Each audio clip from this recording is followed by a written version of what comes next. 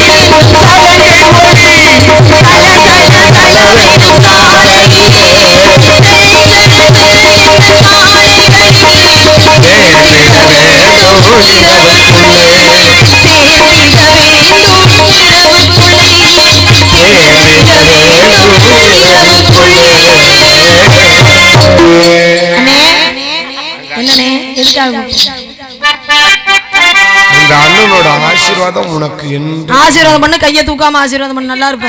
தெரியும். கம்பு கூடு நாறுதுன்னு சொல்றீங்க, இருக்கட்டும். உங்க கம்பு கூட்டுல பூரா சவ்வாதும் இதுவும் தான் மணக்கும். அண்ணே ஏனே கூப்பிட்டு எதுக்குனே கூப்பிட்டு என்ன விஷயம்? நம்ம இடத்துக்கு பிரம்மாவின் மைந்த நாரத மகாமுனி வந்திருக்கார். நாரத மகரிஷி நம்ம இடத்துக்கு வந்திருக்கார். ஆமா சுவாமி பாத்தீங்களா? பார்த்தோம். ஆசீர்வாதம் வாங்குனீங்களா? நீங்க வாங்குன மட்டும் போதுமா? நான் வாங்கணுமா இல்லையா? சுவாமி அழைத்து வரலாம். சாமி பாருங்க பாருங்க பாருங்க பாருங்க. அண்ணே நீங்க உள்ள போய் காவல பாருங்க. சந்தோஷமா இருக்குமே. ஒண்ணுக்கு இருக்குதப்பா.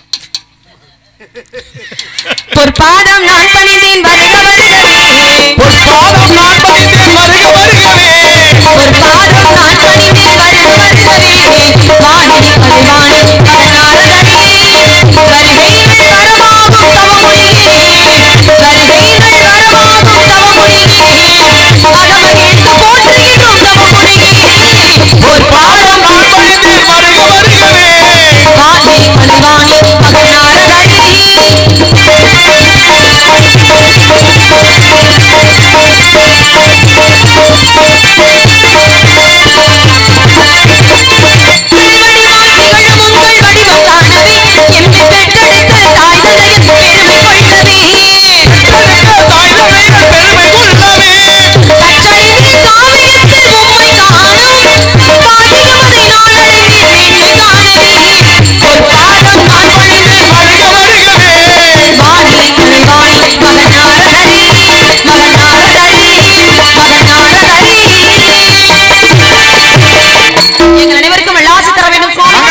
வாழ்க வெள்ளாண்டு விளங்கு.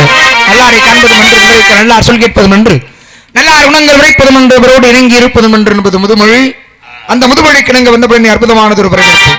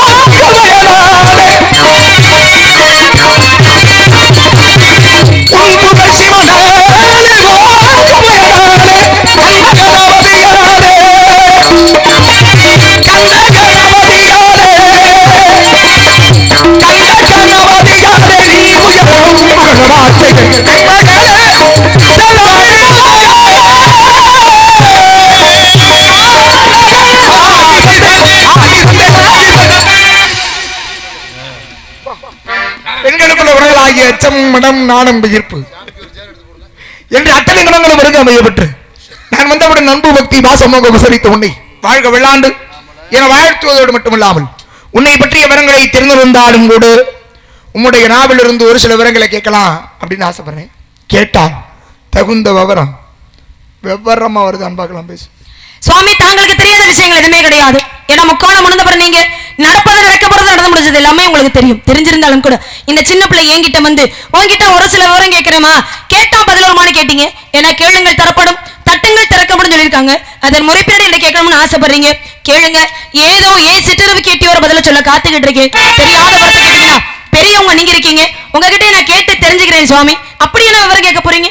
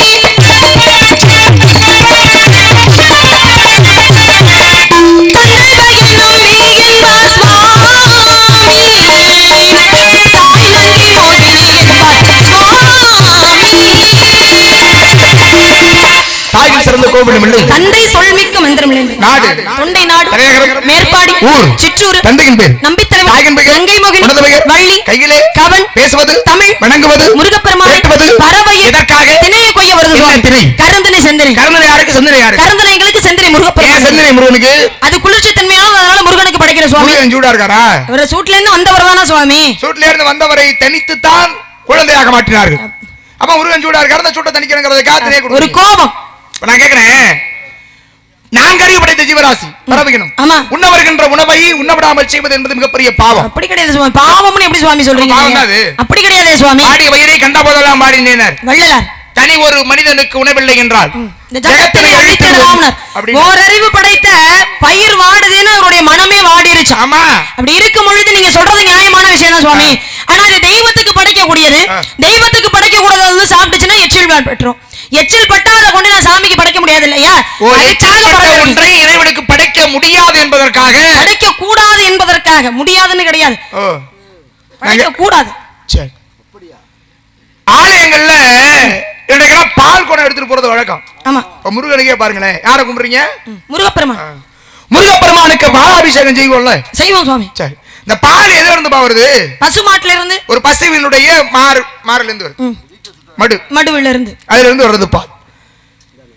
கன்று ஈன்ற பசுவினுடைய மடுவில இருந்து உடனே பாலை கறந்தோம்னா பால் வந்துருமா? அது எப்படி உடனே வருமா? என்ன பண்ணணும்? முதல்ல கண்ணுக்குட்டி அவுத்துடணும். கண்ணுக்குட்டி போய் அந்த மடுவுல வாய் வச்சாதான் பால் சுரக்கும். அப்ப முதல்ல அப்புறம் பாலை நம்ம கறக்க முடியும். கன்று முதல்ல குடித்த பிறகுதான் பாலையே கறக்க முடியும். குடிச்ச பால் எச்சில் தானே. அது எப்படி சுவாமி? கன்று குட்டி குடிச்சிருச்சுனா அது எச்சிலா இல்லையா? குடிச்ச பால் எச்சில் தானே. அதைத்தான கொண்டு போய் இறைவனுக்கு அபிஷேகம் பண்றோம். இல்ல சுவாமி, இது ஏத்துக்கிற மாதிரி இல்லையே. என்ன ஏத்துக்கிற மாதிரி இல்ல? இல்ல சுவாமி, அதுக்கே இவ்வளவு கோவமா ஒரு மாதிரி பாக்குறீங்க. என்ன ஏத்துக்கிற மாதிரி இல்லன்னா புரியல. சாதாரணமா பேசுங்க, ஏன் கோவப்பட்டு பேசுறீங்க? இல்ல சுவாமி, நீங்க சொல்ற மாதிரி கண்ணுக்குட்டி போய் வாய் வச்சிருச்சுன்னா அது எச்சில் தான். அத நான் இல்லன்னு மறுக்கல. ஆனா கண்ணுக்குட்டி போய் வாய் வச்ச உடனே பால் சுரக்கும்.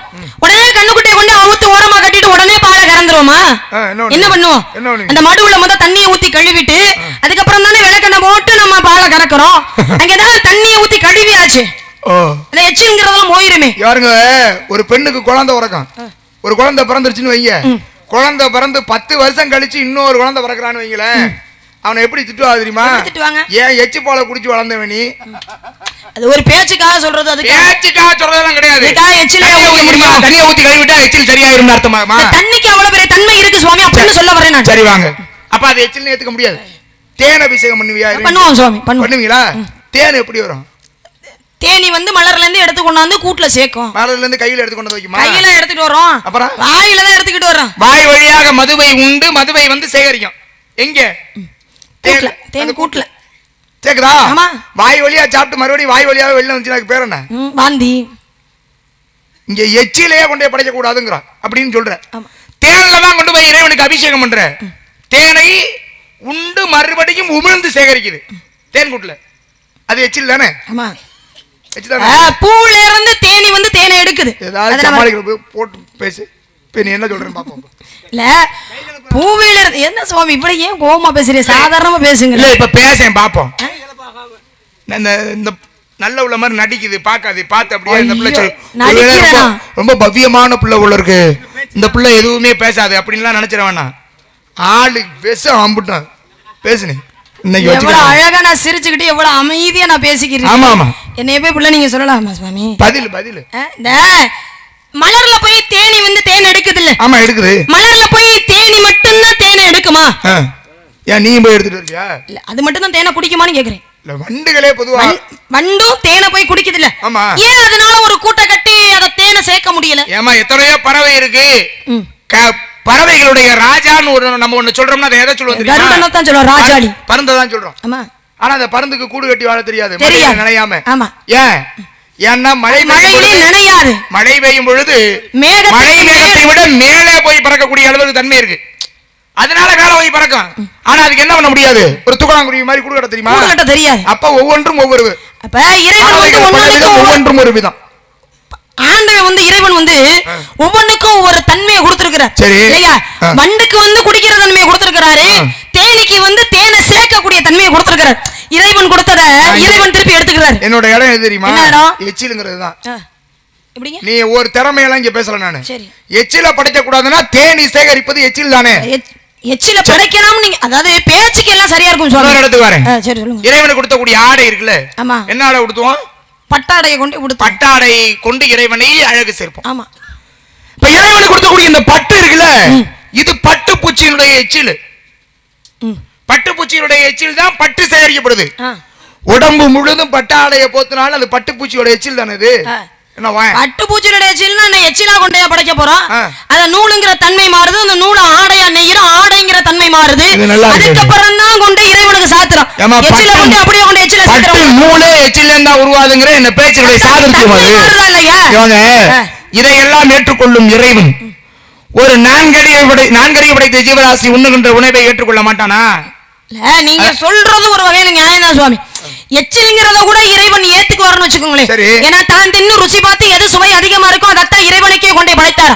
தின்னப்பன் என்று சொல்லக்கூடிய கண்ணப்பன். இறைவனை பொறுத்த வரைக்கும் உன்னுடைய பக்தி எவ்வளவுக்கு இருக்கு அதான் பாப்பாரே தவிர இது எச்சிலா எச்சில் படாத பொருளா அப்படின்னு பார்க்க மாட்டார் இல்லையா? எச்சில கூட இறைவன் ஏத்துக்குவார். ஆனா எச்சம்பட்ட பொருளை இறைவன் ஏத்துக்குவாரா? ஏத்துக்க மாட்டாரு. ஏத்துக்க மாட்டாரு. அவர் ஏத்துக்க மாட்டாரு. நெத்தியில என்னமா போட்டிருக்க? பட்டை போட்டிருக்கேன். பட்டைங்கிறது எதுல இருந்து இதனுடைய எந்த சமயத்தை சேர்ந்தது? அது சைவ சமயத்தை சார்ந்தது. குடி சார்ந்த மன்னராகினும் கடைசியில் பிடி சாம்பலேன்னாங்க. நீர் இல்லா நெற்றி பாலுன்னா. நீர் இல்லா நெற்றி பால்னா என்ன? திருநீர் இல்லாத நெற்றி பாலாம். நெற்றில திருநீர் இருக்கணுமா? ஆறு இல்லாத ஊருக்கு அழகு பால்ன்றான். ஆறு இல்லைன்னா அந்த ஊருக்கு அழகே பாலா போயிருமா? இப்ப நான் கேக்குறேன், மந்திரமாவது நீரு வானவர் மேலது நீரு சுந்தரமாவது நீரு துதி.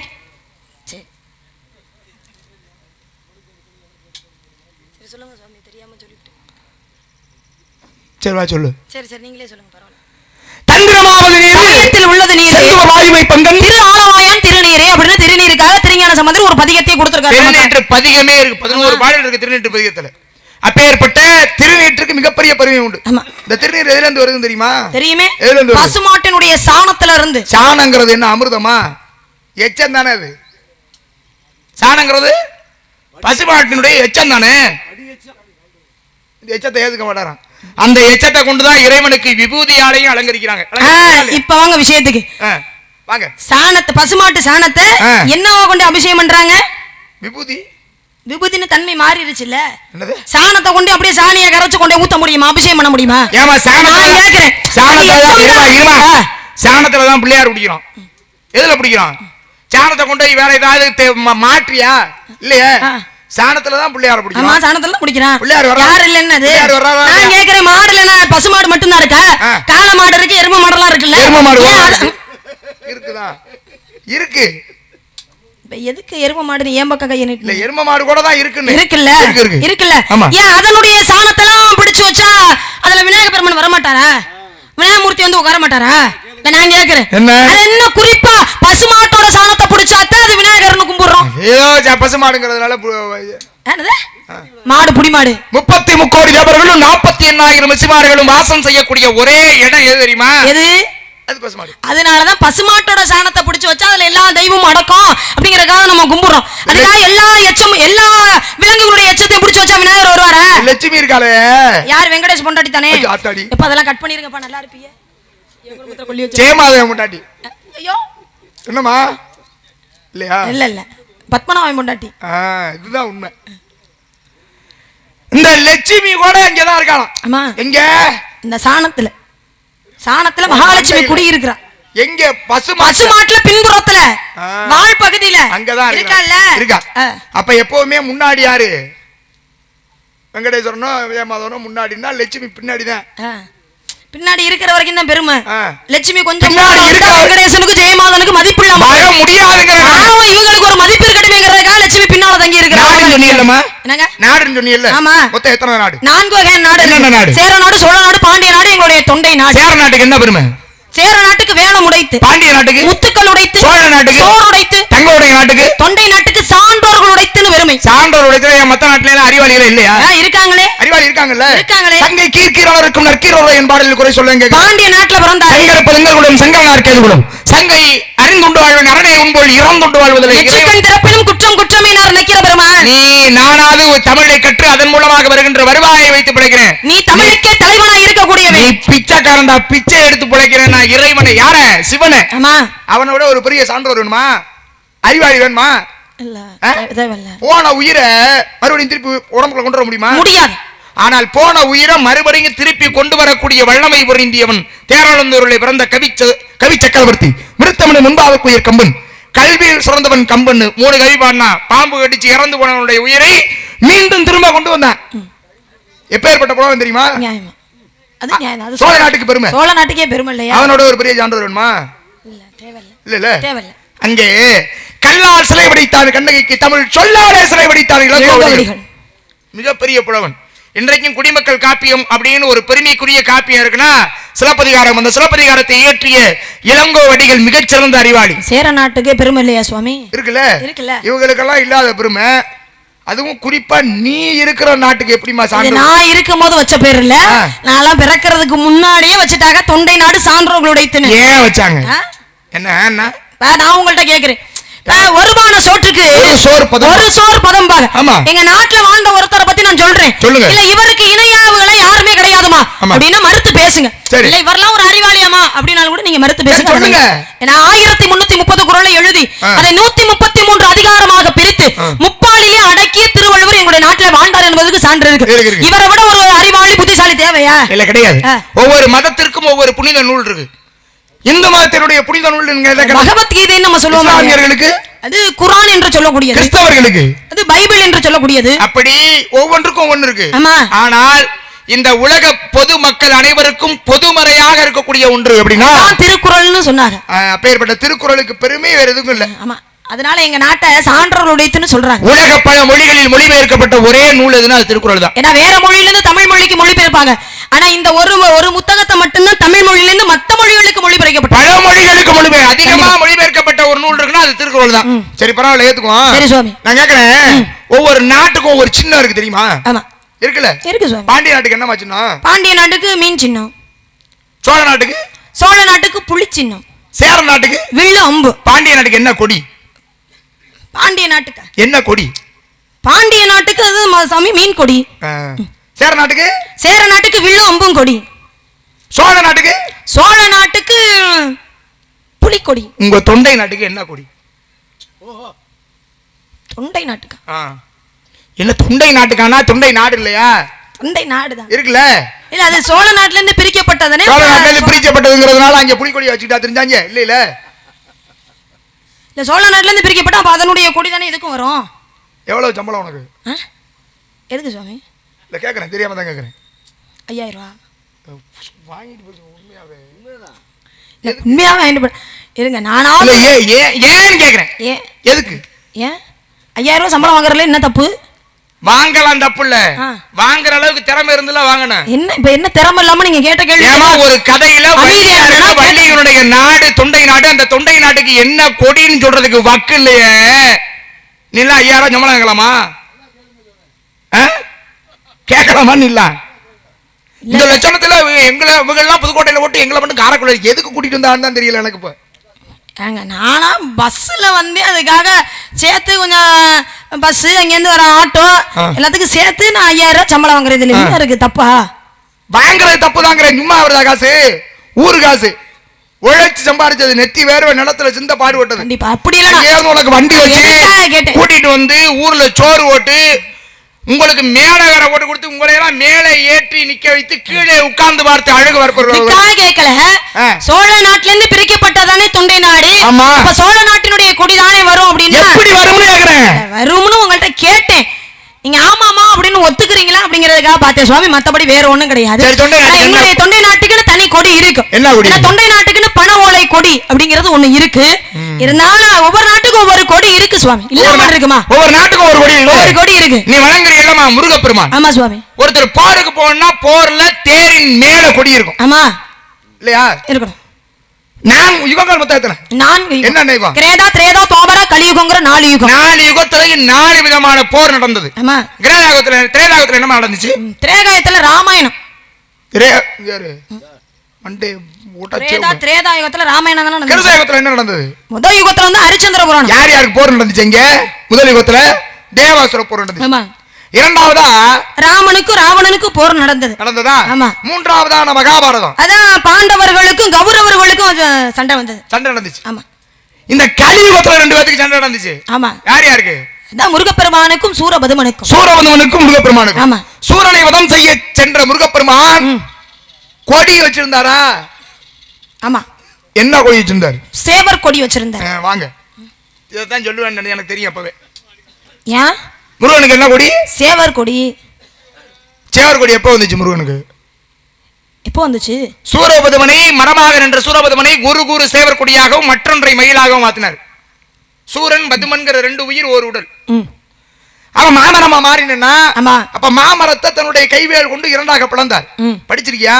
படிச்சிருக்கேன். கந்த புராணம் தெரியுமா? படிச்சிருக்கேன். வெக்கம் இல்லாம சொல்றியா? உனக்கு அறிவு வேணா கொஞ்சமா? கந்த புராணத்துல அவருக்கு வந்து சேவர் கொடின்னு அப்படின்னு போட்டுருக்கு. சூரபதுமனை வதம் செய்ததுக்கு அப்புறம். சூரபதுமனை வதம் செய்ததுக்கு அப்புறம் தானே சொன்னாங்க. ஆமா. அதுக்கு முன்னாடி இல்ல தின்னியா? இல்ல ஒரு தோசை தான் சாப்பிட்டே, அது பாதி தான் சாப்பிட்டே, அதுக்கு மேல சாப்பிட முடியல. வெக்கம் இல்லாம இதே வேற சொல்லிக்க. வந்து சேருது வேற வள்ளின்னு தலையில ஓட்ட இழுத்து சாமி. இல்ல ஒரு சேவர் கொடிமா கோச்சுக்க மாட்டீங்கல்ல? இந்த பக்கம் வந்து நிக்கிறீங்களா? இல்ல அந்த பக்கம் நல்ல வாஸ்து நல்லா இருக்கும் போல இருக்கு. உங்களுக்கு சாதகமாவே எல்லாம் அமையுது. அதனால நமக்கு இடம் முக்கியம் இல்ல, திறமை தான் முக்கியம். சரியா? சொல்லு. இப்ப கேளுங்க. வாஸ்து எப்படி? இப்ப என்ன கேள்வி கேட்கணும் கேளுங்க. உன்னை பார்க்க பாவமா இருந்துச்சு, அதனால தான் அங்கிட்டு போனேன். அப்படியா? கத்தி கத்தி தினமும் நன்றி சுவாமி. ஏன் மேல நாடகம் வேற இருக்கு. ஆமா, பரியாதான் படம் ஒண்ணுமே தெரியலனா என்ன பண்றது? இப்ப கேளுங்க கேள்வி. கேட்டா பதில் சொல்லிடுவியா? இந்த மைக் உண்மையிலே நல்லா இருக்குப்பா. கேட்டா பதில் சொல்லிடுவியா? சொல்லுவேன். சூரபதுமனை வென்ற பிறகு முருகப்பெருமானுக்கு என்ன கொடி? அதுதான் சேவர் கொடி. அப்ப அதுக்கு முன்னாடி போருக்கு போனார்ல, போருக்கு போகும்பொழுது கொடி இருந்தது. என்ன கொடி? அந்த கொடியில யாரு இருந்தது அப்படிங்கறது எனக்கு என்ன கொடின்னு? அக்கினி கொடி. அக்கினி பகவான் சேவர் கொடியாகவே மாறி இருந்தார். ஆமா, சேவலாக மாறி. ஏன்னா அதுக்கு முன்னாடி சேவர் கொடிதான். ஆனா அந்த சேவலாக இருந்தது அக்கினி பகவான். அதுக்கப்புறம் சூரபதுமனை வதம் செய்ததுக்கு அப்புறம் சூரபதுமனை சேவர் கொடியை வச்சுக்கிட்டார். பாரத போர் நடந்துச்சுல, எல்லாம் நடிக்கிறீங்களோ?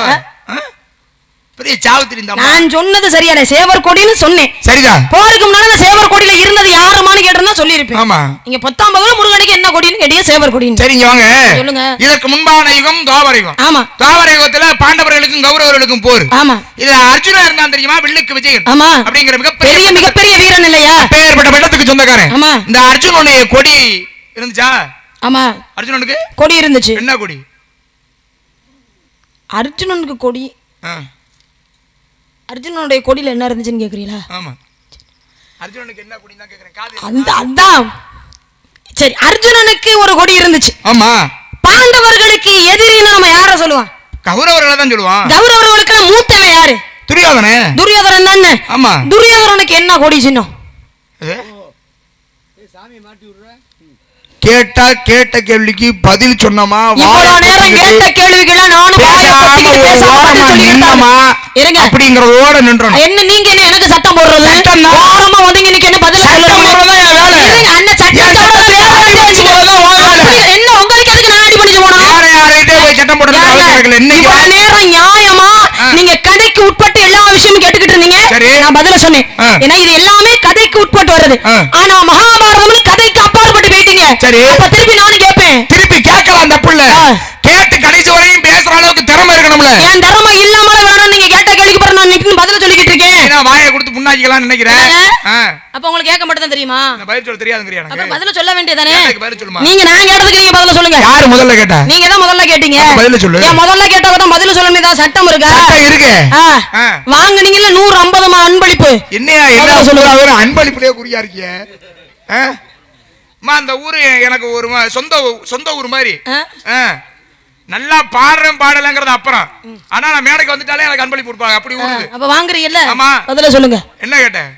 என்ன கேட்டனே தெரியாம தான் நிக்கிறீங்க. என்ன கேட்டங்கிறது உனக்கு தெரியுதா முத? எனக்கு தெரியுது. என்ன கேட்ட? எனக்கு தெரியும். என்ன சொல்லி வச்சிருங்க, உரிச்சு புனே ஜெய் தெரியல. என்னது? என்ன கேட்ட? நான் ஒரு கேள்வி கேட்டேன், நீ ஒரு கேள்வி கேட்டாங்க. என்ன கேட்டாங்க? ஆமா. அந்த கொடியில என்ன புரியவனுக்கு சம்சாரம் யாருன்னு கேட்டாங்க. எப்படி கேட்டிருக்கீங்க பாருங்க நீங்க.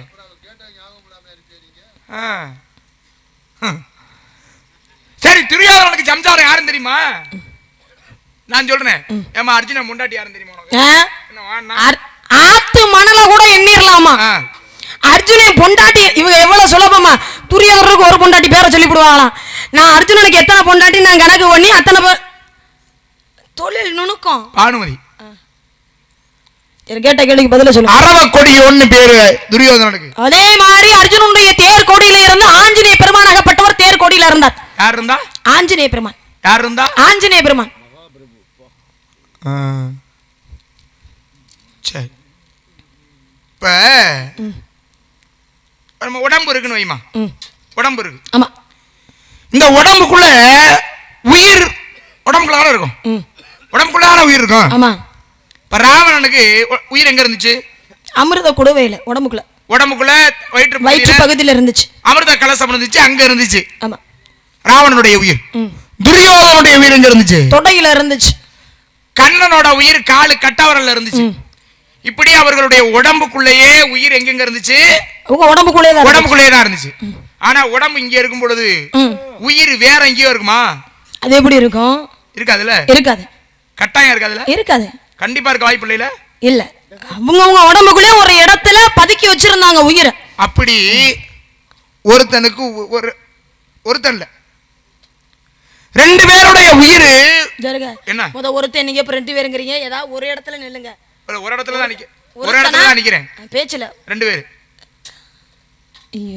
ஒருத்தன் என்ன? நான் ஒரு கதையை யோசிச்சேன். 2 பேருடைய உயிர் எங்க இருந்துச்சு? உடம்புக்குள்ள உயிர் இருக்கு. ஆனால் இவர்களை அழிக்கணும்னா வேற ஒரு இடத்துல போய் உயிர் அழிக்கணும். புரியுது. கதையெல்லாம் சொல்ல மாட்டேன். எந்த கதையில வந்துச்சு, இது யாரு என்ன, அதெல்லாம் பேர் எதுவும் சொல்ல மாட்டேன். 2 பேர் இருந்தாங்க. நியாயமில்லாத பேச்சு. ஏன் நியாயமில்லாத பேச்சு? விஷயத்தை பேசுறோம் அப்படின்னா இந்த விஷயத்துல இப்படி நடந்திருக்கு உனக்கு தெரியுமாமா அப்படின்னு கேட்டா பதில சொல்லலாம். மகாபாரதத்துல இப்படி இருக்கேமா உனக்கு தெரியுமானா பேசலாம். சம்பந்தம் இல்லாம வள்ளியம்மா என்ன சொல்றாங்க? வாழைப்பழத்தை அப்படியே கொடுத்தா சாப்பிட மாட்டேன், உரிச்சு வாயில வைக்கணும். எனக்கு வேற வேலை இல்ல, உரிச்சு கூட சாப்பிட முடியாது. இதுதான் அந்த மாதிரி. ஆனா உங்களை எல்லாம் நம்பி நான் காரைக்குள்ள இருந்து வந்தேன் பாருங்க. என்னைய தான் சொல்ல. ஒரு கதையை சொல்லும் போது படிச்சிருந்தா இது இந்த கதை தாங்கிறது ஞாபகத்துக்கு வந்துருமா இல்லையா? ஞாபகத்துக்கு வந்துரும்ல, வந்துதானே ஆகணும். படிச்சிருந்தா வந்துரும். சும்மா இருக்கு. சரி இருங்க. நீங்க ஒரு கேள்வி கேட்டிருக்கீங்க, அதுக்கு நான் யோசிச்சு பதில் சொல்றேன். வேற 2 பேரோட உயிர் அவங்க கிட்ட இல்ல, வேற ஒரு இடத்துல இருந்துச்சு. அங்கே போய் அழித்ததுனால இன்ற வரைக்கும் பெருமை மிகு ஒருத்தர வேறொரு தோற்றத்துல நம்ம பாக்குறோம். வேற ஒரு தோற்றத்திலயா? ஆமா. சரி, அது நான் யோசிச்சு சொல்றேன். சரி, இப்ப ஒருத்தரோட உயிரை பத்தி கேட்டீங்கல்ல, இப்ப நான் சொல்றேன். என்ன? ஒருத்தரோட உயிர் போகணும்னு வச்சுக்கோங்களேன், அவங்கள கழுத்தை 2 துண்டா வெட்டணும்னா நான் சொல்றேன் உயிர் போயிடும். நான் சொல்றேன் இப்ப உங்களை கொல்லணும்னா திட்டம் போட்டுட்டேன். என்ன என்ன கொல்லணும்னா போட்டல்லன்னு முடிவு பண்ணிட்டேன். என்ன பண்ணுவேன்? வள்ளியா வில்லியா? ரவுடி பொம்பளையா இருக்கும் போல. நான் வரும்போதே பேக்குக்குள்ள ஒரு கத்தியை ஒளிச்சுக்கிட்டு வரேன். என்ன வண்டியில நீங்க அசந்து தூங்கிக்கிட்டு இருக்கீங்க, மெதுவா அப்படியே வந்து சதக்குன்னு ஒரு போடு. ஐயே, தூக்கத்தோட தூக்கமா உயிர் போயிருச்சு. ஒரு எடுத்துக்காட்டுக்கு சொல்றேங்க.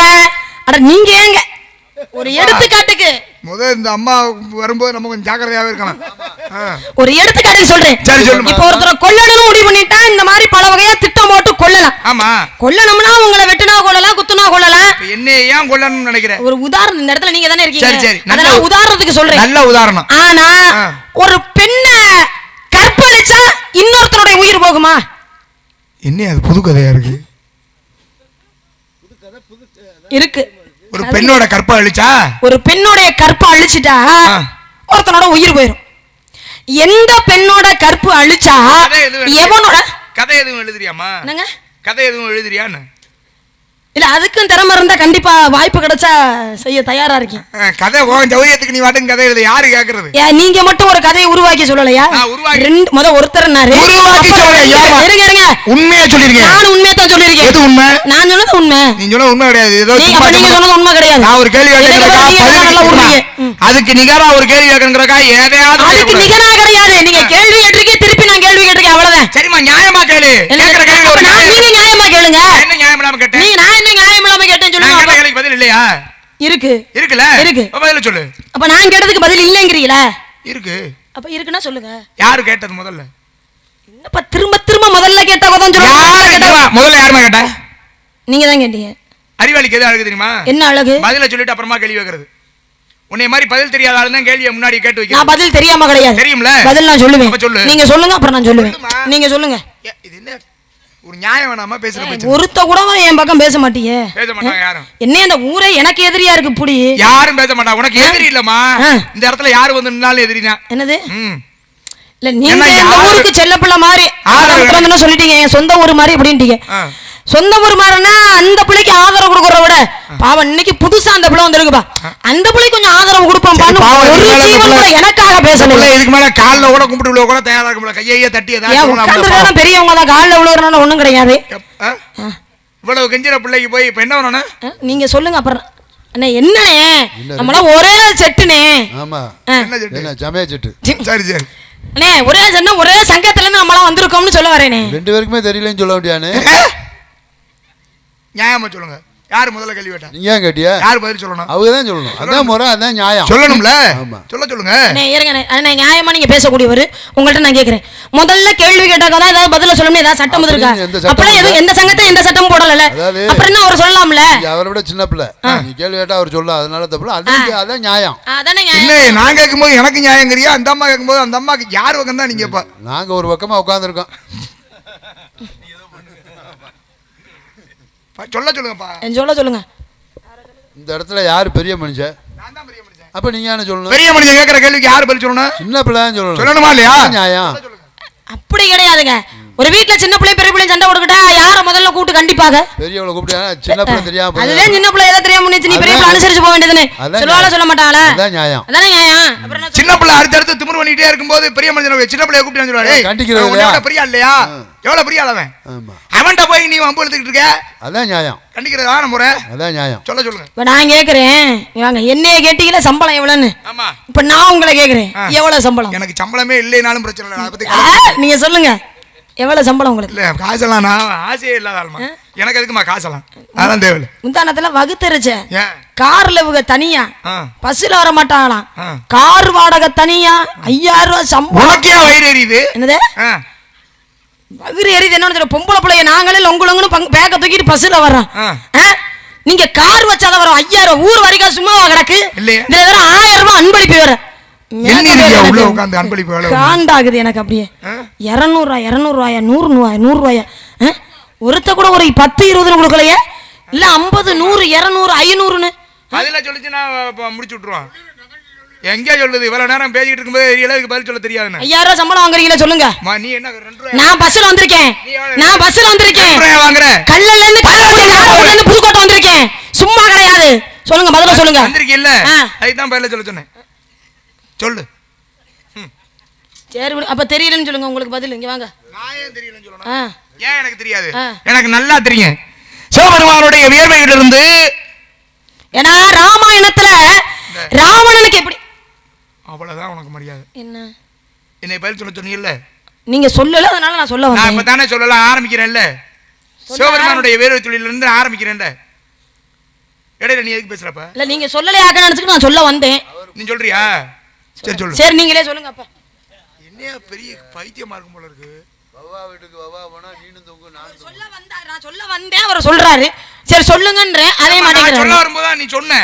அட நீங்க சொல்லலையே நினைச்சுட்டு நான் சொல்ல வந்தேங்க. நீங்க சொன்ன ராமாயணத்துல ராவணன் இருக்கானே ராவணனுடைய உயிர் சொல்றீங்களா? சொல்லி தொலை.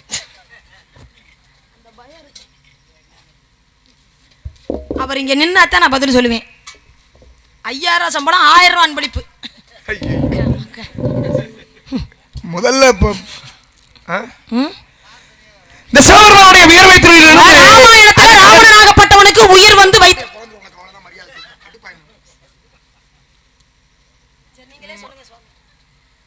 இவ்வளவு பணிவான பெண்ணையே நீங்க மிரட்டுறீங்களே. ஆமா ரொம்ப பணிவு. கடல் என்னப்பா என்ன இருந்தாலும் நீங்க பெரிய அந்த பிள்ளை ஜலோட மடங்கி பேச ஆரம்பிச்சா நீங்க ஜலோட மடங்கிறியா? இல்ல நீங்க பெரிய மனுஷன் சின்ன பிள்ளை அதான் சொல்லணும். நான் சொல்ல வந்தே அவரு நீ சொல்லுமா. அதாவது இந்த ஊருக்குள்ள எப்படி நான் நல்ல பேர் வாங்கிடுவானோ அடுத்த வருஷமும் இந்த பிள்ளைய நாடத்துல போட்டுருவாங்களோ அப்படிங்கிற ஒரு எண்ணத்துல என்னை பதில் சொல்ல விடாம தடுக்கிறாரு. நீ சொல்லுமா நீ சின்ன பிள்ளை அது என்ன இருந்தாலும் பெரிய மனுஷன் கேட்டா சின்ன பிள்ளை சொல்லணும். சின்ன பிள்ளை தான் சொல்லுமா. ஆனா உண்மையிலே சொல்றேன் காரைக்குடி சங்கத்திலே ஒரு நியாயமான ஆளு யாருன்னா அது அண்ணன் துர்ராஜ் அண்ணன் மட்டும்தான். உண்மையிலே சொல்றேன் எனக்கு மனசுக்கு ரொம்ப பிடிக்கும். நீ சொல்லியா? ஆமா ஏன்னா ராமாயணத்துல ராவணன் இந்த இடத்துல யார் பெரிய மனுஷன் அவர் தானமா சொல்லணும். நீ முந்திரி கொட்ட மாதிரி சின்ன பிள்ளை முந்திட்டு போற. ஆனா காரைக்குடி சங்கத்திலே ஒரு அநியாயமான ஆளு யாருன்னா அது நம்ம துர்ராஜ் அண்ணன் தான். இந்த வியர்வை துளியிலிருந்து வியர்வை துளி கடல் நீரிலே விழுந்து கடலில் இருந்து ஒரு அசுரன் தோன்றான். பேர் என்ன தெரியுமா? ஜலந்தராசுரன் அவனுக்கு பேரு. இந்த ஜலந்தரன் என்ன பண்ணா சிவபெருமானுடைய பிள்ளை இல்லையா அசுர குணம் படைத்தவன். தேவாதி தேவர்கள் அனைவருக்கும் துன்பம் மட்டுமே விளைவித்தான். எல்லாரையும் அழிக்கிறது போய் எல்லாரோடையும் சண்டை போடுறது. பிரம்மனை மகாவிஷ்ணுவை இப்படி எல்லாருக்கிட்டையுமே சண்டை போட்டான். எவரையும் வெற்றி பெற முடியல எவராலையும். ஜலந்திரனை இந்த ஜலந்திரனுக்கு பொண்டாட்டி ஒருத்தி இருந்தா அவ பேர் என்ன தெரியுமாமா? பிருந்தைன்னு ஒரு பொம்பளை பிள்ளை. இந்த பிருந்தைங்கிறவ கட்டிய கணவனுக்கு ரொம்ப உண்மையா வாழ்றா. கற்பனையிலிருந்து சிறிதும் தவறல. அம்மி மிதித்து அருந்ததி பார்த்தோம்னு அருந்ததிங்கிற பெண்ணை நாம் பெருமையா பேசுறோம். அவளை போன்றவள் இவள். தன்னுடைய கணவனை தவிர வேறு எவரையும் மனதாலும் தீண்டாதவள் பிருந்தைங்கிறவள். இந்த பிருந்தை என்ன பண்றா? தான் புருஷன் செய்கிறது தவறுன்னு அவளுக்கு தெரியும். ஆனாலும் தான் புருஷன் செத்து போயிட்டா தன்னுடைய மாங்கல்யம் போயிருமே, மங்களமா நம்ம நெற்றியில் வைக்கக்கூடிய இந்த குங்குமம் போயிருமேன்னு சொல்லி இறைவன்ட்ட வரம் வாங்குறா. என்னன்னு தான் மேல கொண்ட நம்பிக்கை. என் மனைவியினுடைய கற்பு என்றைக்கு அவளை விட்டு நீங்குகிறதோ, நல்லா புரிஞ்சுக்கணும், என் மனைவியினுடைய கற்பு என்றைக்கு அவளை விட்டு நீங்குகிறதோ அப்பத்தான் எனக்கு இறப்பு வேணும். ஏன் பொண்டாட்டி மேல அவ்வளவு நம்பிக்கை. ஜலந்தரன் கேட்டாங்க வரோம். தான் கூட ஒரு தவறு பண்ணிடலாம், ஆனா தான் பொண்டாட்டி எந்த காலத்திலும் எப்பொழுதும் தவறு பண்ண மாட்டான் அப்படிங்கிற நம்பிக்கையில வரத்தை கேட்டான். இறைவன் கொடுத்தான் வரத்தை. அப்பேற்பட்ட வரம் வாங்கினதுனால என்ன பண்ணா? தேவாதி தேவர்கள் நேருக்கும் துன்பம் விளைவித்த காரணத்தினால அவனை அழிக்கணும். அவனை அழிக்கணும்னா என்ன பண்ணணும்? இவளுக்கு கற்பு போகணும்ல, அப்பதான் அழிக்க முடியும்.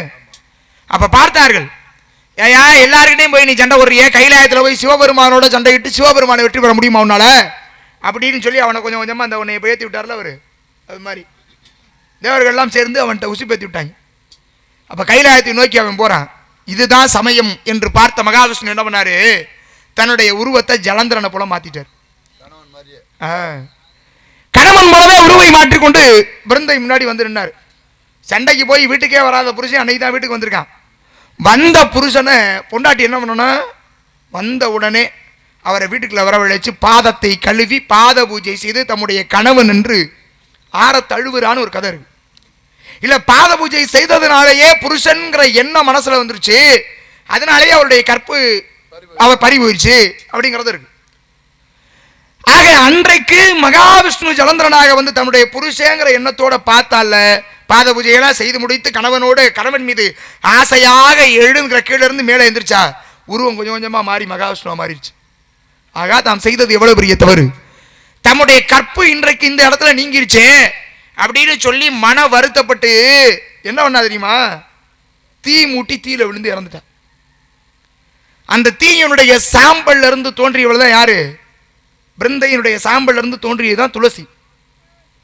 இன்றைக்கும் மகாவிஷ்ணுடைய ஆலயத்துல துளசி தீர்த்தமோ துளசி மாலையோ கொடுக்கப்படுவதற்கான காரணம் என்னன்னா, மகாவிஷ்ணுவால் கற்புநெறி நீங்கியதாக இருந்த ஒரு பெண்ணு அவளுடைய அம்சமாக தோன்றியது துளசி. அவளுக்கு விமோசனம் கொடுக்கணும், அவளை பெருமையாக இந்த உலகம் போற்ற வேண்டும். ஒரு கற்பில் நெறியிலிருந்து தவறாத ஒரு பெண் என்னால் கற்பு நெறி தவறியவளானால் அப்படிங்கிறதுனால அவளுக்கு பெருமை சேர்க்க வேண்டுங்கிறதுனால தான் இன்றைக்கு மகாவிஷ்ணுடைய ஆலயத்துல துளசி மாலை துளசி தீர்த்தம் பெருமை அங்க இருக்கிறது. இப்ப இங்க அவருடைய கற்பு நெறி போயிடுச்சா, அங்கே வழியனுள்ள அங்கே வயோதிகனாக மாறி நிற்கிறார் சிவபெருமான். ஒரு கிழவனா ஜலந்திரன் நேரம் போனா எங்கே கைலாயத்துக்கு எப்படியா போறது அப்படின்னு கேட்டான் அந்த கிழவன்ட்டு. அவன் பார்த்தான், அப்பா இவன் கைலாயத்துக்கு எதுக்கு போற, சிவனோட சண்டையிட்டு சிவனை வெற்றி பெற போறேன் அப்படின்னா.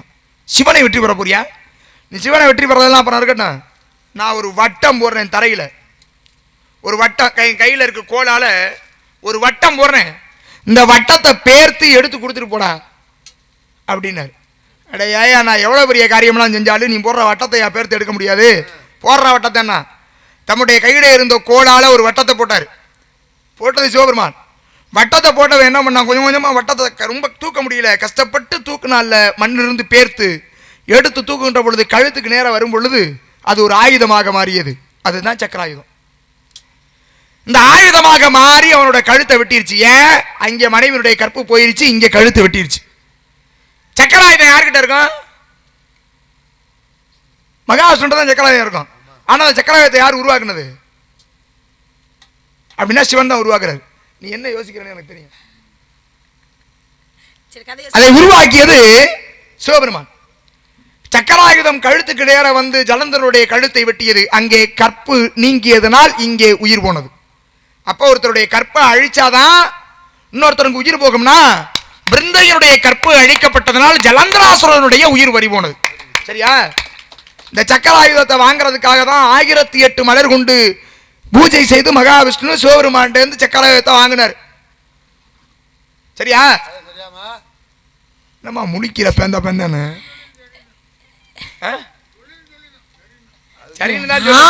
சொல்ற பதில சொல்லிடுவேன், ஒன்னும் பிரச்சனை கிடையாது.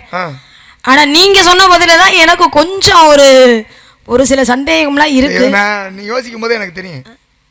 கதையை சொல்லிக்கிட்டு வரும் போதே யோசிச்சேன், இடையில தடுத்து பேசுவோம்னு. சரி சரி, என்ன கதையை முழுசா சொல்லி முடிச்சதுக்கு அப்புறம் கேட்பேன். அதுதான் என்ன சந்தேகம் சொல்லு. இல்ல, யாருடைய வியர்வையில இருந்து ஜலந்தராசுரன் பிறந்தான்னு சொன்னீங்க? சிவனுடைய வியர்வையில இருந்துமா? நல்லா யோசிச்சு சொல்லு. நல்லா யோசிச்சு தான் சொல்றேன். சரி, எங்க போய் விழுந்துச்சு நீங்க? கடல்ல, சாகரம். இருங்க, ஜலம்னா நீருமா, தெரியுமா? அது தெரியுங்க. அதனாலதான் வியர்வைங்கிறது ஒரு நீர். வியர்வைங்கிற நீரில் கடல் நீரிலே போய் விழுந்து நீரிலிருந்து நீரும் சேர்ந்ததனால் பிறந்தது. அது எனக்கு புரியுது. ஜலந்தராசுரன் பேரு. அதனாலதான் ஜலந்தராசுரன் பேரு. அது எனக்கு தெரியும். என்ன, இப்ப கடல்ல பள்ளி கொண்டிருக்கிறது யாரு? மகாவிஷ்ணு. சிவனா பள்ளி கொண்டிருக்கிறாரு இல்லையே. அப்புறம் எப்படி சிவனுடைய வேர்வை போய் கடல்ல போய் விழுந்திருக்கும்? இப்ப என்ன நான் சொன்னது தப்புங்கிற அதானே? இருந்துட்டு போட்டோம். இருந்தாலும் நீங்க சொல்லிருக்கீங்க. இருந்தாலும் நீங்க கேட்டதுக்கு நான் பதில சொல்ல மாட்டேன். அதான் நியாயமான விஷயம். இப்ப உண்மையாவே உன்னை நான் பாராட்டுறேன். ஒருவர் சொன்ன விஷயத்த எப்படி இவங்க பேசுனத தவறுன்னு சொல்லி பேசலான்ற அந்த யோசிக்கிற சாதுர்த்தியம் இருக்குல்ல, அது எல்லாருக்கும் வந்துடாது. ரொம்ப பெருசா யோசிச்சிருப்பேன்னு நினைக்கிறேன். யாரு, நானா? ஆமா நீதான். நீங்க சொன்ன பதில நான் தவறுன்னு சொல்றதுக்காக யோசிச்சு இந்த மாதிரி ஒரு விஷயத்த சொல்றேன்னு நினைக்கிறீங்களா?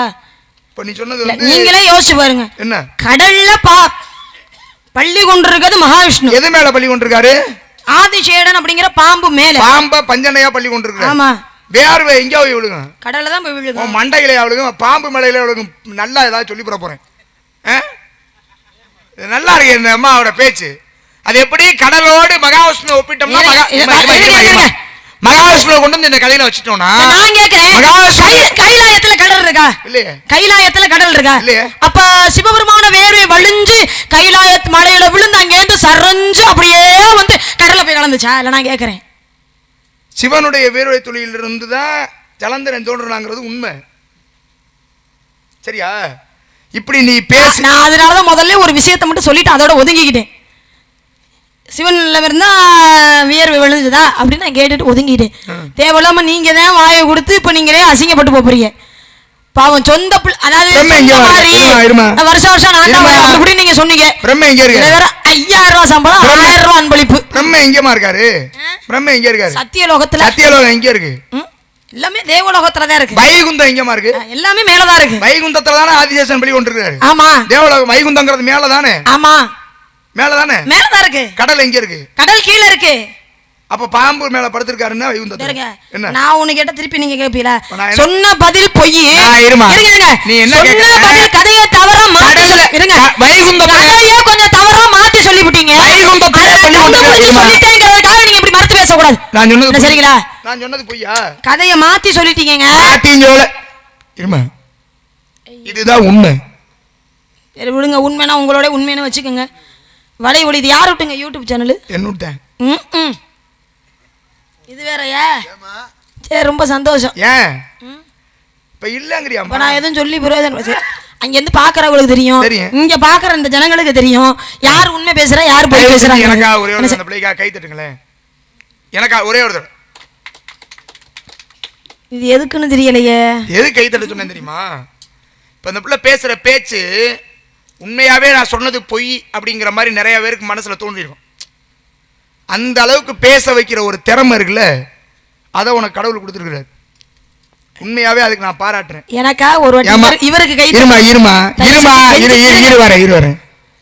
இந்த இடத்துல ஏதோ கதையை அறகுறையா தெரிஞ்ச யாராவது வந்து நின்று நீ மகாவிஷ்ணுனுடைய வேர்வை அவர் தான் கடல்ல பள்ளி கொண்டிருக்கிறாரு, அவருடைய வேர்வை தான் கடல்ல விழுகும் அப்படின்ற மாதிரி நீ சொல்லியிருந்தீன்னா அது பார்க்குறவளுக்கு உண்மைன்னு தெரிஞ்சு அந்த ஆளு மேடையில் அசிங்கப்பட்டு தான் நினைப்பாரு. அசிங்கப்பட்டு போட்டோம். சொன்ன கதையில உண்மை நிக்க முடியாம படிச்ச விஷயத்த இதுதான் நம்ம படிச்சோன்னு உண்மையை அடிச்சு பேச முடியாம திறமை இல்லாதாலும் எதுக்கு வந்து நிக்கணும்? அசிங்கப்பட்டு நிக்கட்டேன். பா எவ்வளவு சாதுர்த்தியம் பத்தியலா. ஆனா இப்ப மகாவிஷ்ணுடைய வேர்வையில இருந்தா வந்தாங்க வந்துடுறேன். இல்ல சிவபெருமானுடைய வேர்வையில இருந்தா வந்தாரு. அப்படி மிரட்டி பாக்குறீங்க எங்களை. இல்ல உண்மையில எனக்கா ஒரு தடவை ஒரு கை தட்டு. யாரு நீங்க? என்ன ஒரு தடவை எனக்கா ஒரு தடவை? அதெல்லாம் நீ சொல்லி வந்துட்டவன அவங்களே திட்டுவாங்க. ஏன் தெரியுமா? இவ்வளவு தூரம் நான் சொல்லியும் இல்லம்மா நான் இதுதான் உண்மை அப்படி நீங்க நிலையா நின்னீங்க பாத்தீங்களா? அதுக்காக கற்ற கல்வியின் மீது நம்பிக்கை இருக்கிற கற்ப. அதாவது நிச்சயமா மன்னருக்கு தன் தேசம் அல்லாத மற்றொரு தேசத்துல சிறப்பு கிடையாது. ஆனால் கற்றவருக்கு சென்ற இடமெல்லாம் சிறப்பு இருக்குல்ல. இருக்கு. கேள்வி அதே மாதிரிதான் ராமாயணத்துல ராவணனுடைய உயிர் அவருடைய வலது வயிற்று பகுதியில் இருந்தது. அதே ராமாயணத்துல தான் அகிராவணன் மகிராவணன் 2 பேர். இந்த 2 பேரோட உயிர் எங்க இருக்கு அப்படின்னா 7 கடல் தாண்டி 7 மலை தாண்டி ஒரு மர குகைக்குள்ள. அந்த மர குகைக்குள்ளயும் 5 வண்டு இருக்கும். சரி 5 வண்டுல ஒரு வண்டுக்குள்ளதான் அவங்க 2 பேரோட உயிர் இருக்கு. அப்ப என்ன சொல்றாங்க? இந்த 5 வண்டுல ஒரு வண்டுல இவங்க 2 பேரோட உயிர் இருக்கு. அந்த உயிர் இருக்கிற வண்டை தவிர வேற வண்டை அழிச்சிட்டா அதுக்கப்புறம் இவங்களை யாருனாலுமே அழிக்க முடியாது அப்படின்றாங்க. அப்பதான் என்ன பண்றாரு ஆஞ்சநேய பெருமான் இங்க இருந்து 7 கடல் 7 மலை தாண்டி இடத்துக்கு போயிட்டார். மர குகைக்குள்ள 5 வண்டையும் பார்த்துட்டார். அப்ப 5 வண்டுல ஒரு வண்டுக்குள்ளதான் உயிர் இருக்கு. உயிர் இருக்கிற வண்டு எதுன்னு அவருக்கு தெரியல. அப்பதான் என்ன பண்றாரு? சிவபெருமானை நோக்கி தவம் இருக்கிறார். சிவபெருமான் வந்து உனக்கு என்னப்பா வர வேணும்னு கேட்கிறார். எனக்கு 5 முகங்கள் வேண்டும்னு ஆஞ்சநேய பெருமான் கேட்கிற. 5 முகங்களை சிவபெருமான் ஆஞ்சநேய பெருமானுக்கு கொடுக்குற. அதனாலதான் ஆஞ்சநேய பெருமானே நம்ம பஞ்சமுக ஆஞ்சநேயர் அப்படின்னு சொல்லி நம்ம கும்பிடுறோம் இல்லையா? ஒரு முகத்தோட ஆஞ்சநேய பெருமானை பார்த்திருப்போம். ஆனா பஞ்சமுக ஆஞ்சநேயர் ஏன் பேர் வந்துச்சுன்னா 5 முகம் வேண்டும்னு சிவபெருமானிடம் ஆஞ்சநேய பெருமான் கேட்ட வரத்தினால கொடுக்குறார். இந்த 5 முகத்தை வாங்கிக்கிட்டு 5 முகத்துல இருக்கக்கூடிய வாயால 5 வண்டுகளை ஒரே சமயத்துல கடிச்சார். கடிச்சோன்னா 5 வண்டுல இருக்கிற உயிர் இருக்கு பத்தியில அந்த வண்டும் கடிபடுது. அப்ப இங்க வண்டை கடிக்க அங்க அகிராவணன் மகிராவணனுடைய உயிராகப்பட்டது உடலாகப்பட்டது சரிந்தது. அப்ப உயிர் ஒரு இடத்துல இருந்து உடல் ஒரு இடத்துல இருக்குது. அப்ப இங்க உயிர் கடிக்க அங்க உடல் சரிய. இப்ப இதுல இருந்து என்ன சொல்ல வரேன்? ஆஞ்சநேய பெருமான் வண்டை தின்னாருங்கிற. வண்டை கடிச்சிட்டாரு. 5 வண்டையுமே கடிக்கிறார். கடிச்சதுனால உயிர் அங்க போயிருச்சு, உடல் சரிந்தது. உண்மையாவே சொல்றேன், உண்மை சத்தியமா சொல்றேன். இந்த வீரமாளிக்கு உண்மையாவே சொல்றேன். நீ கதை எழுதினா உண்மையாவே நீ நல்லா பொழைச்சுக்கலாம். காளி துடியான தெய்வம் வாயை பிடிச்சிருத்துக்கோ எனக்கு என் கதையை பொய்ன்னு பேசுனீங்கன்னா உண்மையாவே நீ கதை எழுதினா கட்டாயம் பிழைச்சுக்கலாம். சரி ஒண்ணு சொல்லுங்க. நான் தொழிலை விட தொழில் நுணுக்கம் இருக்குல்ல, பதில் சொல்லியிருக்கேன். இல்ல இது பொய்ன்றீங்கல்ல, இதுக்கு உண்மையான கதையை சொல்லுங்க பாப்போம். பஞ்சமுக ஆஞ்சநேயர் தோன்றியதுக்கு காரணம் வந்து ஐராவண மயிராவண 2 பேரையும் அழிக்க போன இடத்துல வரம் கேட்டு வாங்கினதுனால பஞ்சமுக ஆஞ்சநேயர்னு அவருக்கு பேர் வர்றது காரணமா இருந்தது. அப்பா நம்ம பேசுற கதையை கேட்டீங்களா? வேற விஷயமா இருக்கிறாரு. கேட்டீங்களா? என்ன கேட்டிய? என்ன சொன்னோம்னே தெரியாம தான் உட்காந்துக்கிட்டு இருக்கீங்களா? ஆஞ்சநேயர் வண்டை கடிச்சாரா? 5 வண்டை வந்து ஆமா 5 வண்டை கடிச்சார். 5 வண்டை அந்த உயிர் இருக்கிற வண்டும் கடிபட்டது. அதனால மகிராவனுடைய உயிர் போனுச்சு. சரிம்மா சபாஸ், வரவேற்கிறேன். எதுக்கு வந்த? அத நான் நினைக்கிறேன் எதுக்கு தான் வந்தேன்னு நினைக்கிறேன். நான் எதுக்கு வந்தேன்னு கேக்குறேன். நான் சொன்ன பதில் உண்மையா இல்லையா அதை மட்டும் சொல்லுங்க. ஏன்னா நீங்க பேச்சுவாக்குல போயிட்டீங்கன்னா பாக்குறவங்களுக்கு என்ன தெரியும்? அப்ப இந்த புள்ள அவரை மறுத்து பேசுற மாதிரி இந்த புள்ள ஏதோ ஒரு கதையை உருவாக்கி சொல்லிருக்கு போல இருக்கு. நீ பேசுறது தப்புன்னு சொல்லி உன்னை கேவலப்படுத்த நான் விரும்பல. அத நீங்க நான் கேவலமா நினைக்க மாட்டேன், நான் அசிங்கமாவும் நினைக்க மாட்டேன். நான் விரும்பல. என்னுடைய அறிவுக்கு வளர்ச்சியா நான் நினைச்சுக்கிறேன்.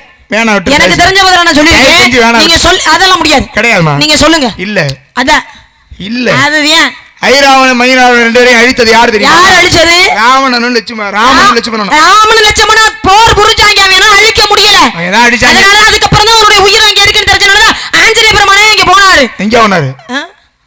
வந்து சேருதுவார். சரி வேணா விடுமா தயவு செய்து. இல்ல பரவாயில்ல, நான் அசிங்கப்பட்டாலும் பரவாயில்ல. அந்த கம்பை கொடுங்கண்ணே. எதுக்கு தேவைப்படுது? சொல்லுங்க. சரி அதான் பரவாயில்ல, நீங்க நான் அசிங்கப்பட்டாலும் பரவாயில்ல, நீங்க சொல்லுங்க. நீ சொன்னது உண்மைதாமா? என்னது உண்மைதான், பொய் இல்ல. இந்த போற போகல் உண்மைதான் அப்படின்னு சலிப்பா சொல்றது, சங்கட்டமா சொல்றது, இந்த வேலையெல்லாம் வச்சுக்க கூடாது. உண்மைனா பழிச்சுன்னு உண்மைன்னு சொல்லுங்க. இல்ல ஏத்துக்க முடியல, அதுல என்ன குறை இருக்கோ சொல்லுங்க. கண்டிப்பா நான் அதை தெரிஞ்சுக்கணும். சொல்றது பூராவே குறையா இருந்தா என்னது அதான் என்ன குறைன்னு சொல்லுங்க. அதான் ஆஞ்சநேய பெருமான் இங்க போகலன்னு சொல்லுங்க. உண்மைங்கறல்ல. சிவபெருமானை நோக்கி தவம் இருக்கலன்னு சொல்லுங்க. பஞ்சமுகம் வேணும்னு கேட்கலன்னு சொல்லுங்க. 5 வண்டுல ஒரு வண்டுல தான் உயிர் இல்லன்னு சொல்லுங்க. அதான் உண்மைன்னு சொல்றேன்ல. என்னது உண்மைன்னு சொன்னால சொல்றேன். உண்மைதாமா நீ சொன்னது உண்மை, சத்தியமா. உன்னைய மாதிரி உண்மையை சொல்ல யாராலையுமே முடியாது. வீரமாகாளி மேல சத்தியமா உண்மை. வீரமாகாளி மேல சத்தியமா உன்னைய மாதிரி பேச ஒருத்தரும் கிடையாதுங்க. திரும்ப அதே மாதிரி சொன்னா அப்ப என்ன நினைக்கிறேன்? எப்படி பேசிவிட்ட? அடேங்க அப்பா. இல்ல நீங்க இந்த பக்கமே வாங்க. எனக்கு அந்த பக்கம் தான் வாஸ்து நல்லா இருக்கு. நான் இந்த பக்கம் தான் நிப்பேன். முடியாது. இல்ல அங்க போறேன்னா நல்லா இருக்க மாட்டேனா? நான் மட்டும் தொண்டை தண்ணி வத்த கத்தன. 5000 ரூபாய் சம்பளம், 1000 ரூபாய் அன்பளிப்பு. இல்லம்மா, பெண்களுக்கு இயற்கையாவே தொண்டையினுடைய வளம் அதிகமா இருக்கும். ஆமா, ஆண்களுக்கு அப்படி இல்ல. கொஞ்சம் சிரமப்படணும். என்னண்ணே? சரி, இப்ப எதுக்காக வந்தமா நீ? அதெல்லாம் முடியாது. நான் கேட்ட கேள்விக்கு உண்மையான பதிலா இல்லையா எனக்கு அது தெரிஞ்சா என்கிட்ட கேக்குறீல்ல? ஆமா. உனக்கு மனச்சாட்சின்னு ஒண்ணு இருக்குல்ல? இருக்கே. சத்தியம் பண்ணி சொல்லு நீ சொன்னது உண்மைன்னு. ஏன் அப்படி கேக்குறீங்க? சத்தியம் பண்ணு. இல்லடா நான் பொய்யோ சொல்லிவிட்டு நான் சமாளிச்சிட்டு போறாடா. நீ இந்த தெரிஞ்சா சொல்லி தெரியலன்னா தெரியலன்ட்டு போறேன். யாருமா? தொராஜப்பா ஐயப்பன் கோயிலுக்கு மாலை போட்டுருக்காரு. ஆமா, நீங்க தான் ஐயப்பன் கோயிலுக்கு மாலை போட்டு. நான் ஐயப்பன் கோயிலுக்கு நானும் சதுரகிரிக்கு மாலை போட்டுருக்கேன். அவர் தலை மேல சத்தியம் பண்ணி சொல்லு நீ சொன்ன உண்மை. அவர் சொல்றாரு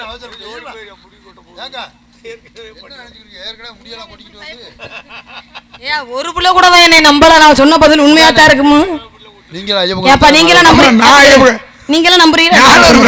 நான் கதையை என்ன சுருக்கமா சொன்னேன். நேரம் ஆயிருச்சு, அதுக்காக கொஞ்சம் சுருக்கமா பட்டு முடிச்சிட்டேன் விஷயத்தை, அவ்வளவுதான்.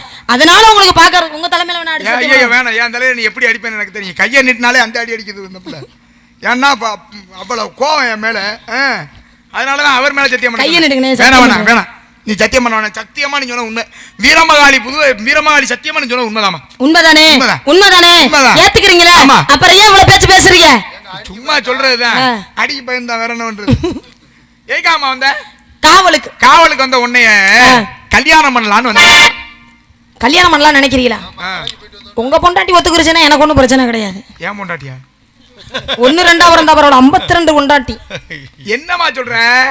நீங்க தானே கல்யாணம் பண்ணிக்கிறேன். நீங்கல்ல கல்யாணம் பண்ணிக்கிறேன் நான் சொன்னேன்.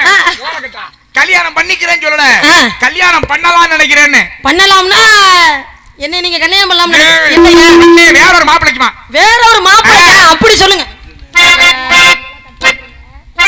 அப்படியே போடுறான். எப்பேற்பட்டவர் எவ்வளவு பெருமைக்குரியவர் என்பதை எடுத்துக் கூறுகிறேன் கேள்.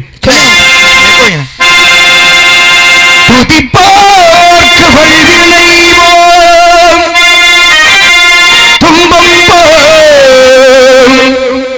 நெஞ்சில் பதிப்போர்க்கு செல்வம் படித்து கவித்தோங்கும் நிச்சயம் கைகூடும் நிபுணரும் கந்த சஷ்டி கவசங்களை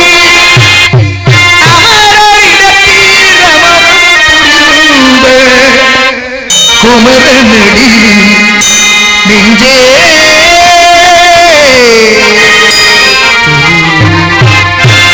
ஆறு திருமுகமும் புன்னருளை பாடி வழங்குதையா.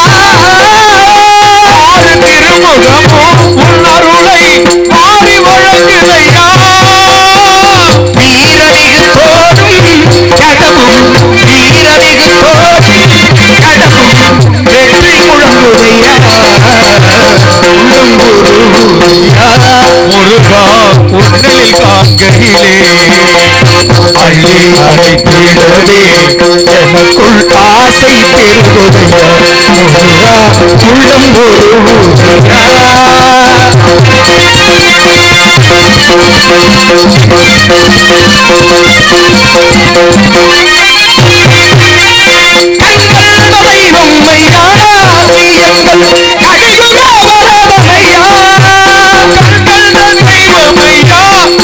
எனக்கும்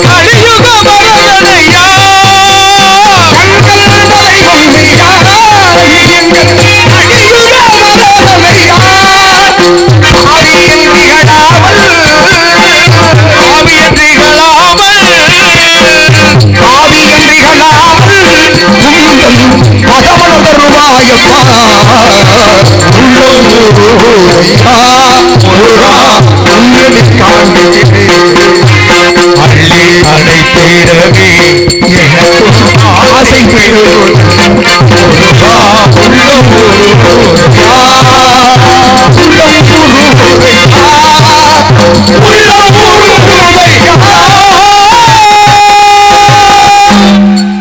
சுக்குக்கு மிஞ்சிய வருந்தும் இல்லை. சுப்பிரமணிய கடவுளுக்கு மிஞ்சிய தெய்வமே இல்லை. கண்ணே அவன் தான் உனக்கு புருஷன். யாரு? முருகனை மாப்பிள்ளை பார்த்துட்டு இருக்கேன். முருகனையா? ஆமா ஆமா, முருகனத்தை நான் கட்டிக்கிறேன். முருகனத்தை அப்புறம் யார வேணாலும் சொல்லுங்க கட்டிக்கிறேன். நான் நிக்கும் போது தான் முருகனை தான் கட்டிக்க போறேன். அப்ப என்ன முருகனை கட்டிக்க மாட்டேன்? அப்பவே சொல்லியா ஒட்டு கேக்குறாரு நின்னுக்கிட்டு நான் அப்ப சொல்லிக்கிறேன்னு சொன்னானா இல்லையா? அள்ளும் பகலும் இந்த அவத்தையை நீ விடுத்து அள்ளும் பகலும் இந்த அவத்தையை நீ விடுத்து அவன் இதோ தரையில் பாய்தலை மடுத்து பொய்யான தவ வேடம் புரிந்து வந்தவரை பொய்யான தவ வேடம் புரிந்து வந்தவரை பூமி கோஷத்து புகையும் நடை கைவரசை செல்லாதி போன கவலை கொள்ளாது நானிடத்தில் என்பதா சொல்லுகின் பார்த்த காலம் எனக்கு வரைந்து கொண்டு இசைக்க வந்தது போதும் திரைப்படத்தில் இல்லாமல் இங்கே நீ ஒரு கைவரசை செல்லாது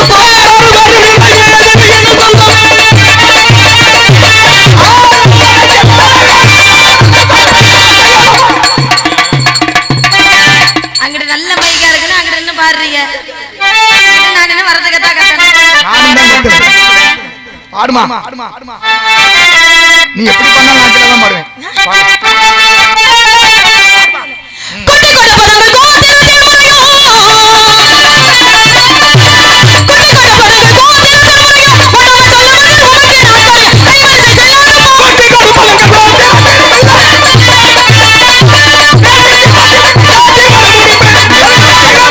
அறிவில்லாம இந்த சூரிய காலமாவதற்குள் உனக்கும் அந்த கந்தபடி வேலனுக்கும் என்னம்மா பிள்ளை என்ன என்ன வளர்த்திருக்கா அவர் யாரு ஆளு அவர் நம்ம இடத்துக்கு வந்து அவர் என்ன பார்க்க நம்ம கொடுத்து வச்சிருக்கணும். அவர் யாரு தெரியுமா? தலையிலே கூட்டி கொடுக்குறோம் இதெல்லாம் யாருமா? உங்க அப்பா அங்கம்மா? இல்ல அவங்க சொல்லி கொடுக்கலனே, நானும் சொந்தமா யோசிச்சேன். இப்படிதான் ஒரு பெரிய மனுஷனை பார்த்து கூட்டி கொடுக்கணும். அதுக்கு என்ன அர்த்தம் தெரியுமா? அர்த்தமே தெரியாம பாட்டு பாடிக்கிட்டு இருக்கிய. அவர் யாரு தெரியுமா? நினைச்ச நேரம் ஈரேழு 14 லோகம் போகக்கூடியவர், அப்பேற்பட்ட முனிவர். நீங்க நானும் போக முடியுமா? அவரை போய் கூட்டி கொடுக்குறோம். மகாலட்சுமி அந்த புறம் யாருமே போக முடியாது. யாரு அனுமதியும் இல்லாம போகக்கூடிய ஒரே முனிவர் நாரதர் தான். மகாலட்சுமி அந்த புறத்துக்கு அவ்வளவு பெரிய மனுஷன் நம்ம இடத்துக்கு வந்திருக்காரு தெய்வம். அவரை போய் கூட்டி கொடுக்குறோம். இவ்வளவு ஏமா நீ பாடுறீல பேசுறீல? யாரு காரணம்? உங்க அப்பா அண்ணனா? உங்க அம்மாவா? அவங்க அம்மா உலகத்துக்கே கல்வியை கொடுக்குற அவங்க அம்மா கலைவாணி. அவங்க பிள்ளை வந்திருக்காரு, அவரை போய் கூட்டி கொடுக்குறோம் கேக்குறீங்க. என்ன சாமி என்ன பண்றீங்க? இல்ல உங்களை வந்து கூட்டி கொடுக்குறோம். இல்ல கூட்டி கொடுக்குறோம்னு கேக்குறாரு. ஒரு தடவை தான் கேட்டுச்சு, கொஞ்சம் ஓவரா போயிட்டணும் ரொம்பவே. என்று சொல்லி அஸ்தமனம் அவர் குணக்கு வந்த கந்தபடி நிறுவனம் செய்து என் நல்லால் கண்டு மகிழ்ந்து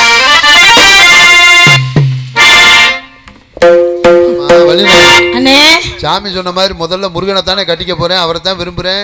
இந்த பிறவி எடுத்ததே அவருக்காண்டியா? ஆமா, எல்லாமே சொன்னேன். யாரு இல்லைன்னா திருமணம்னு ஒண்ணு நடந்தா அவரோட தான் நடக்கணும். இப்பதான் சொல்றேன். யாரு அவர் பாத்துட்டு வந்தாரு? முருகனை தான் மாப்பிள்ளை பார்த்தாரு. அவர்கிட்ட மட்டும் வேண்டாம்னு சொல்றியா? சொன்ன காரணம் இருக்குல்ல, காரணம் நம்மள சொல்லுவேன். முருகனை தான் மாப்பிள்ளை உடனே முருகனை கட்டிக்க, அவரை தான் நான் காதலிக்கிறேன்னு சொல்ல முடியும்.